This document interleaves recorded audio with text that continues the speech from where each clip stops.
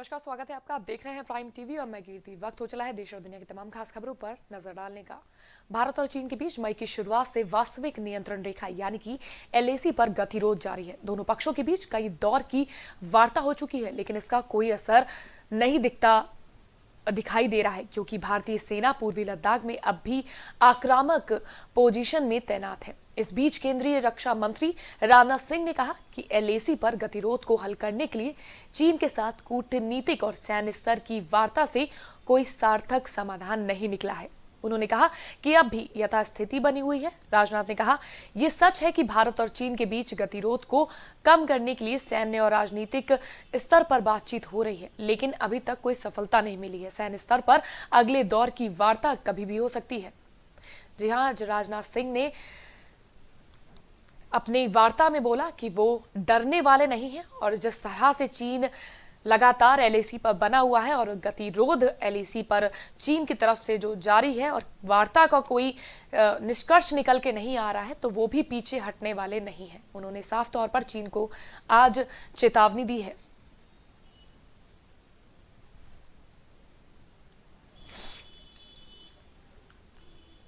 कृषि कानूनों के खिलाफ आज सरकार और किसान संगठनों के बीच बातचीत होगी। छठे दौर की वार्ता के लिए सरकार के न्योते के जवाब में किसान संगठनों ने कहा कि वो पूर्व निर्धारित एजेंडे पर बात करेंगे। तीनों कानून को रद्द करने, एमएसपी की गारंटी पर चर्चा के बाद आगे की वार्ता होगी। वहीं गृह मंत्री अमित शाह ने बातचीत में शामिल होने वाले मंत्री समूह के साथ मैराथन बैठक में रणनीति तय की। संयुक्त किसान मोर्चा ने कृषि सचिव संजय अग्रवाल को भेजे पत्र में कहा, 30 दिसंबर दोपहर 2 बजे विज्ञान भवन में वार्ता का प्रस्ताव उन्हें स्वीकार है।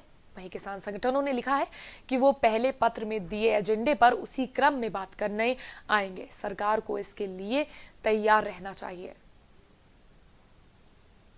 किसान संगठन की छठे दौर की वार्ता आज है। कृषि कानून रद्द करने पर चर्चा होगी। अमित शाह इस बैठक में शामिल होने वाले हैं। वहीं जिस तरह से किसानों का आंदोलन लगातार जारी है, उस पर उनकी जो वार्ता है वो अहम मानी जा रही है कि आज कोई निष्कर्ष निकल कर आता है, या फिर जिस तरह से किसान इस कानून को रद्द करने की मांग पर अड़े हुए हैं, वो ऐसे ही अड़े रहते हैं।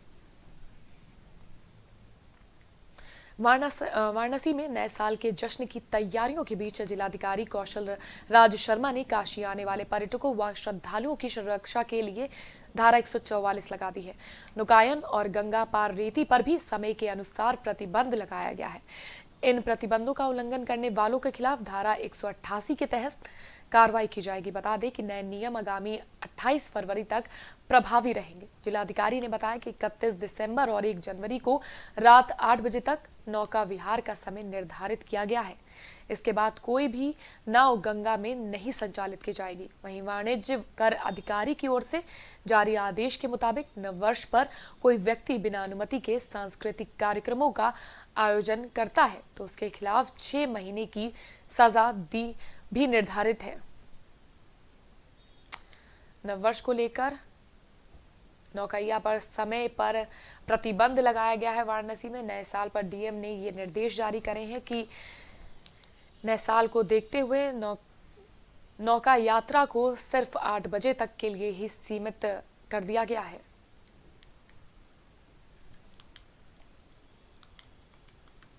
संत कबीरनगर के हैसर विकासखंड अंतर्गत अहरा गांव सभा में जरूरतमंदों में कंबल वितरण का आयोजन किया गया। इस दौरान कार्यक्रम में मुख्य अतिथि भाजपा के राज्यसभा सांसद जयप्रकाश निषाद रहे। वहीं कार्यक्रम में भाजपा के जिला उपाध्यक्ष शशिकांत सिंह और उनकी पुत्री आकांक्षा सिंह ने ये गर्म कंबल जरूरतमंदों को वितरण किए। इस मौके पर कार्यक्रम को संबोधित करते हुए आकांक्षा सिंह ने कहा कि पिता के आदर्शों पर चलकर उन्होंने नीट क्वालिफाई किया। अब उनकी इच्छा है कि डॉक्टर बनकर गांव में एक बड़ा अस्पताल खोले और जरूरतमंदों की मदद करे। इस दौरान उपस्थित लोगों ने तालियां बजाकर आकांक्षा सिंह का स्वागत किया। वहीं जयप्रकाश निषाद ने अपने अध्यक्षीय भाषण में सरकार द्वारा जनता के लिए किए जा रहे कार्यों का बखान किया।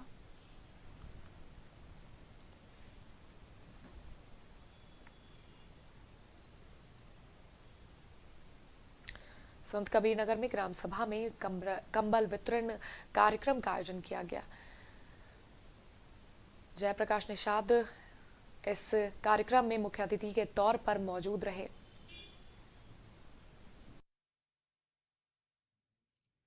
एक निशान होगा, एक विधान होगा और एक प्रधान होगा। ये कौन सा चीज है आप लोगों को मालूम होना चाहिए। जबकि हम जानते बहुत सारे लोग यहाँ बुद्धिजीवी हैं, आप लोग जानते भी होंगे, लेकिन हमारी माताएं बहनें यहाँ बैठी हैं, इनको मैं बताना चाहता हूँ। आप लोग ये जान लीजिए, ये गांव है, इस गांव के किसी कोने में सबको रहने बैठने उठने घर बनाने मकान बनाने इस तरह जिस तरह से व्यवस्था है वो कश्मीर में नहीं था। कश्मीर के लोग दूसरे प्रदेश के लोगों को नहीं बसने देते थे, वहां पर जमीन खरीदने नहीं देते थे, वहां पर काम करने नहीं देते थे, रोजी रोजगार नहीं करने देते थे। इसी को धारा 370 जो हटाया गया। तालाब खुदाई योजना के आवेदनों की जानकारी कानपुर देहात में राष्ट्रीय कृषि विकास योजना की सीडीओ सौम्या पांडे ने समीक्षा की। साथ ही निजी भूमि पर तालाब खुदाई योजना के आवेदनों की जानकारी भी ली। सीडीओ ने कहा कि योजना का व्यापक प्रचार प्रसार हो, किसी भी पात्र लाभार्थियों को योजना से वंचित न किया जाए और अगर काम में लापरवाही मिलती है तो इस पर बड़ी कार्रवाई की जाएगी। तालाब खुदाई योजना के आवेदनों की जानकारी कानपुर देहात में राष्ट्रीय कृषि विकास योजना की सीडीओ सौम्या पांडे ने समीक्षा की। साथ ही निजी भूमि पर तालाब खुदाई योजना के आवेदनों की जानकारी भी ली। सीडीओ ने साफ तौर पर कहा कि योजना का व्यापक प्रचार प्रसार हो, किसी भी पात्र लाभार्थियों को योजना से वंचित न किया जाए और अगर काम में लापरवाही मिलती है तो उस पर बड़ी कार्रवाई की जाएगी।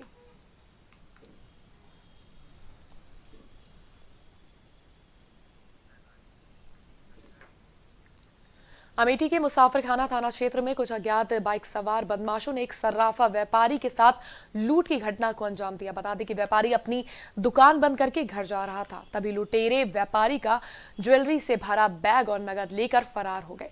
घटना की जानकारी पुलिस को मिलते ही पूरे जनपद के बॉर्डर को सील करते हुए सघन चेकिंग अभियान चलाया गया। इस दौरान पुलिस की टीम ने बदमाशों को पकड़ लिया, तभी दोनों पक्षों के बीच मुठभेड़ हो गई। बदमाशों ने पुलिस पर फायरिंग करनी शुरू कर दी, जिसमें गोली लगने से एसओजी गंभीर रूप से घायल हो गए। वहीं पुलिस की जवाबी फायरिंग में बदमाश भी गोली लगने से घायल हो गए। पुलिस ने सभी घायल बदमाशों और एसओजी को अस्पताल में भर्ती कराया। फिलहाल पुलिस ने पकड़े गए अपराधियों के पास से लूट का सारा सामान बरामद कर लिया है और मामले की जांच शुरू कर दी है।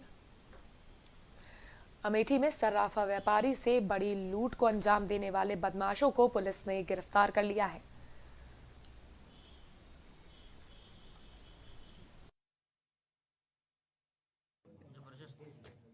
छेदी हाजी सर्राफ मुसाफिर खाना अपना दुकान बंद करके शाम करीब 7 बजे अपने नौकर के साथ अपने घर की तरफ जा रहे थे। रास्ते में 3 लोगों ने सुपर स्प्लेंडर गाड़ी पर आकर के उनकी आंखों में मिर्ची डालकर तमंचा लगाकर उनका बैग छीन लिया। जैसे ही ये घटना पता चली, पूरे जनपद की नाकेबंदी कर दी गई। थानाध्यक्ष मोहनगंज, थानाध्यक्ष शिवरतनगंज, कमरौली, मुसाफिर खाना के क्षेत्राधिकारी के नेतृत्व में एसओजी की टीम पूरे जनपद की नाकेबंदी कर दी गई और तलाशियां की गई, सुराखी की गई। वहाँ पर जो सीसीटीवी फुटेज थे उनको भी हम लोगों ने खंगाला और इसका परिणाम ही हुआ कि 4 बजे रसूलाबाद के जंगल के पास पुलिस से मुठभेड़ हुई। पुलिस ने उनको रोकने की कोशिश की, उन्होंने पुलिस पार्टी पर फायर किया। पुलिस पार्टी ने जवाबी फायर किया, जिसके अंतर्गत गुफरान और सुरेश 2 अपराधियों के पैर में गोली लगी। पुलिस पार्टी में हमारे एसओजी प्रभारी घायल हुए। सर, दुकान छेदी हाजी ज्वेलर्स बंद करके सामान को झोले में रख के बैग में रख के जो दुकानदार घर जा रहा था, घर के करीब आँख में मिर्ची का पाउडर डालने के बाद में असलहे के बल पर धमकाकर सामान छीन लिया गया। तो आप ही के साथ हुई थी? सर, हमारे छोटे भाई हैं, क्योंकि उनकी आँख में मिर्ची का पाउडर पड़ा है, इसलिए वो थोड़ा तकलीफ में है, वो चल भी नहीं पा रहे हैं और पुलिस की फॉर्मेलिटी करने के लिए वो थाना कोतवाली मुसाफिर खाने। प्रतापगढ़ के फतनपुर थाना क्षेत्र में एक छात्र की हत्या कर दी गई। घटना की जानकारी परिजनों को मिलते ही घर में कोहराम मच गया। परिजनों ने आनन फानन में घटना की जानकारी पुलिस को दी, जिसके बाद सूचना पर पहुंची पुलिस ने शव को कब्जे में लेकर पोस्टमार्टम के लिए भेज दिया है। वहीं मृतक के परिजनों ने 3 लोगों के खिलाफ हत्या की आशंका जताई, जिसकी तहरीर पर पुलिस ने आरोपियों के खिलाफ मुकदमा दर्ज कर लिया है और मामले की जाँच शुरू कर दी है।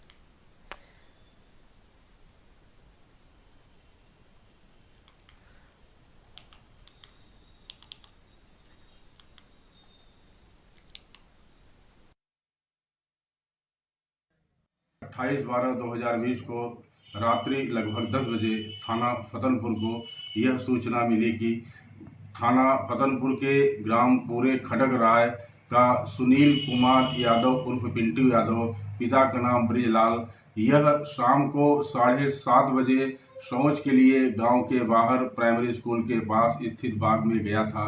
काफी देर तक शौच से नहीं लौटा तो उसके परिजनों ने मोबाइल से संपर्क करना चाहा, संपर्क नहीं हुआ। तो ढूंढने के बाद उसका बाग के पास शव बरामद हुआ। तत्पश्चात थानाध्यक्ष फतनपुर सीओ रानीगंज मौके पर पहुंचे और शव को बरामद कर पंचायतनामा कर पोस्टमार्टम हेतु जिला अस्पताल भेज दिए थे। ये मेरे भाई थे, सबसे छोटा, मैं 3 भाई थे और 28 तारीख को शाम 7:30 बजे घर से लैट्रिन के लिए गए थे और मैं घर पे जब पहुंचा तो जो है कुछ काम में लग गए भाई जो है। उसके बाद जो है मम्मी से मैंने पूछा कि मम्मी भैया कहाँ गए हैं, कहे कि भैया लैट्रिन गए हैं। तो मैंने 2-3 बार कॉल लगाया, उसके बाद फ़ोन नहीं उठा तो मैंने चला गया वहाँ देखने के लिए। उसके बाद जो है मैंने गया 2-3 बार आवाज़ दिया, जो है आवाज़ सुनाई नहीं दिया। मोबाइल निकाल के फ़ोन लगाने लगा, कॉल बराबर जा रही थी, फ़ोन नहीं उठा। तो उसके बाद मेरे घबराहट छूटा जो है। उसके बाद मैंने फिर घर पे आया, उसके बाद मैं मम्मी से बताया। उसके बाद मैं टार्च लेकर जो है घर के बगल जो है उत्तरी दिशा में जो है गड्ढा है, तालाब है, उसके बाद तालाब कुछ पार बांस के कोट के नीचे जो है उसको ले। वहीं खबरों को इस वक्त बीच में रोकते हुए यूपी से इस वक्त की बड़ी खबर सामने आ रही है। जी हां, यूपी से इस वक्त की बड़ी खबर, 10 सीएमओ के हुए ट्रांसफर। जी हां, लखनऊ में 10 सीएमओ के ट्रांसफर कर दिए गए हैं, नए सीएमओ किए गए तैनात। तमाम जगहों पर जहां पे सीएमओ के ट्रांसफर किए गए हैं, गोरखपुर, मथुरा, बरेली सहित कई जिले इसमें शामिल हैं, जिसमें यूपी के 10 सीएमओ के ट्रांसफर कर दिए गए हैं। मैं आपको बता देना चाहती हूँ इस वक्त की बड़ी खबर सामने आ रही है, जहां 10 सीएमओ के ट्रांसफर किए गए हैं। इस साथ ही साथ इन जगहों पर नए सीएमओ की तैनाती भी कर दी है। गोरखपुर, मथुरा, बरेली सहित कई जिले यूपी के शामिल हैं, जहां पर सीएमओ के ट्रांसफर कर दिए गए हैं।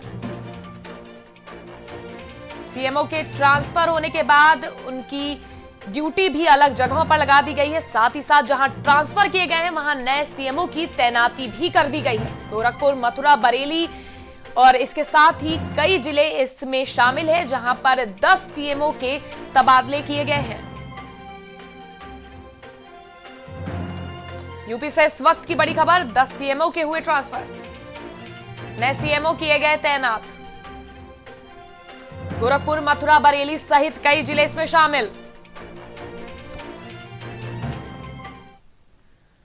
कानपुर देहात में नोडल अधिकारी राकेश कुमार ने सिकंदरा तहसील क्षेत्र का निरीक्षण किया। इस दौरान ग्रामीण ने चौपाल लगाकर अपनी समस्याओं से अधिकारी को अवगत कराया। वहीं नोडल अधिकारी ने 5 लोगों को निःशुल्क बरासत खतौनी प्रदान की, साथ ही लोगों को सर्दी के चलते निःशुल्क कंबल भी वितरण किए। बता दें कि निरीक्षण के दौरान नोडल अधिकारी के साथ एडीएम प्रशासन पंकज वर्मा मौजूद रहे। कानपुर देहात में नोडल अधिकारी राकेश कुमार ने सिकंदरा तहसील क्षेत्र का निरीक्षण किया। इस दौरान ग्रामीणों ने चौपाल लगाकर अपनी समस्याओं को अधिकारी के सामने रखा। वहीं नोडल अधिकारी ने 5 लोगों को निःशुल्क बरासत खतौनी प्रदान की है, साथ ही लोगों को सर्दी के चलते निःशुल्क कंबल भी वितरण किए गए। बता दें कि निरीक्षण के दौरान नोडल अधिकारी के साथ एडीएम प्रशासन पंकज वर्मा भी मौजूद रहे।